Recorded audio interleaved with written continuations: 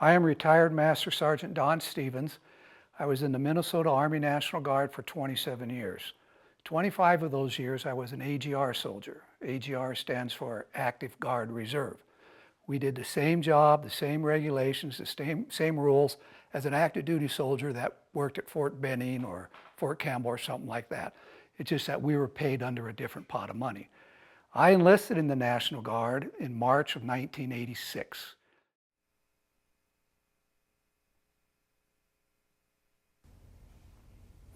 Good evening. Today, our fellow citizens, our way of life, our very freedom came under attack in a series of deliberate and deadly terrorist acts. The victims were in airplanes or in their offices, secretaries, businessmen and women, military and federal workers, moms and dads, friends and neighbors. Thousands of lives were suddenly ended by evil, despicable acts of terror.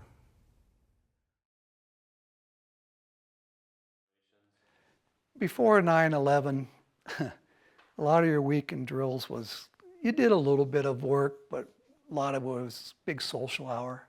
And the same with your 2-week annual training. But once 9/11 happened, everything, well, actually it happened after the first Gulf War. Everything became a little more serious. The training was a little more serious. There was more emphasis on getting the equipment that you were supposed to have. And that goes back to a lot of politics with the governor talking to Guard Bureau out in Washington, D.C. Hey, you know, we got an armor unit here. We don't have M1 tanks. We got M60 tanks. We need M1 tanks. And we got them. And the same with a lot of other equipment. The different Humvees, when they first came out with Up Armor Humvee. It's a Humvee with armor on it. We didn't have those. We finally got them. So we got on the same equipment rotation as the active duty did. The active duty got new equipment, so did the Guard unit, because the Guards were fighting right along with them. In fact, at one time, the division headquarters for the Minnesota National Guard, the 34th Infantry Division, was in Iraq in charge of an active duty Army division. That's how much it's changed between the Guard and active duty. All of a sudden, everybody started taking everything seriously. For the longest time, National Guard soldiers were basically civilians in a military uniform. Well, that changed because National Guard units were activated. At one time, there was more National Guard and Reserve units in Iraq than there was active duty units. So things changed big. Everybody started taking things a little bit more seriously. There was several units that were mobilized right away. And for the longest time, the National Guard, a soldier that was in the National Guard, you're in your hometown armory. Now they call it Training and Community Center. And you stayed there your whole career. Well, things changed. All of a sudden, they started having the National Guard follow the same, not regulations, but the way the Army operated, where they constantly moved people around. The old National Guard, they didn't do that. After 9/11, yes, they did. If you want to get promoted, you had to go to a different unit. Before 9/11, if you were mobilized, your whole unit got mobilized. After 9/11, that didn't happen. They had a unit up in Duluth, for example, that got mobilized. They were a light equipment maintenance unit. They got sent to Iraq and they did mail service. They didn't work in the job skill that they were trained to. Also, if there were any shortages, they have a list of everybody in Minnesota, what job skill you had. They'd go down the list and they'd pick people out of different units to fill this unit up. Same with equipment. If there were short equipment, they'd go to different units, draw the equipment from them so they'd be up to snuff with equipment. Aides say Mr. Bush has spent a lot of time working on his speech, which will offer an update on the war, the state of the economy, and a list of Mr. Bush's legislative priorities. Priorities that include homeland security, the war against terrorism, and economic recovery. The president laid out the centerpieces of his agenda last week, visiting a Coast Guard cutter in Maine to emphasize the need for more secure borders, saying he'll ask Congress for a $38 billion homeland security package. My biggest job is to make sure our homeland is secure. Earlier, he told a gathering of reserve military officers he wants Congress to increase defense spending by $48 billion next year. We will not cut corners when it comes to the defense of our great land. You know, we always thought that we were never done in Iraq. And the same with, and then all of a sudden they threw in Afghanistan. And at the first, if anybody was going to be deployed, they preferred to go to Afghanistan because that wasn't quite as bad as Iraq was. Well, then that changed. But we always felt that it wasn't over. Most of the people in the military are not into nation building. That's more a political thing.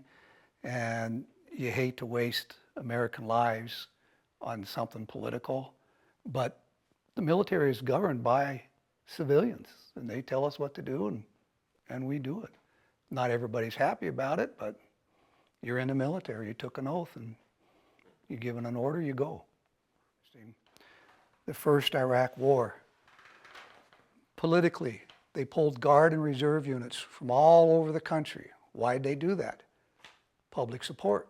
You're taking my neighbor, my cousin, my son, so we'll support you on this, instead of just sending the active duty over there.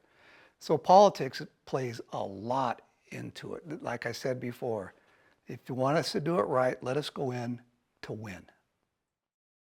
There were still threats from Al-Qaeda. You know, it's like what's going on in Israel right now. They want to do away with Hamas so they don't have to worry about them anymore. Al-Qaeda was still strong. And then you had the Taliban that they thought was defeated, and look how strongly they came back. If we would have stayed, it might have been a whole different story. I don't know if we ever got to the point where we thought there wasn't going to be another one. It took us completely by surprise as it was. So then everybody was a lot more alert, but I don't think we ever got over the fact that it could happen again. I don't regret being in the military. I enjoyed my 27 years. I met a lot of people, got a lot of experience. I enjoyed it. So I actually wish they'd bring the draft back. Not for pride or, you know, but mainly there's so many people nowadays who've never been anywhere. They stay in their own group. You go to basic training, you're in an 8-man room, you're with 7 other people from all over the country. And you find so many different things about different people that you never knew. I had a guy, there was a black guy in my room, young guy, he was from the South. And I asked him one day, what's that scar right there for? How'd they get that? He goes, the Klan. I said, what? He says, the Klan. So then he went on and explained to me how they knifed him. And I couldn't believe it. I didn't realize they were still active. And these are the things, if you stay here, when I was recruiting, I met kids that had never left their county.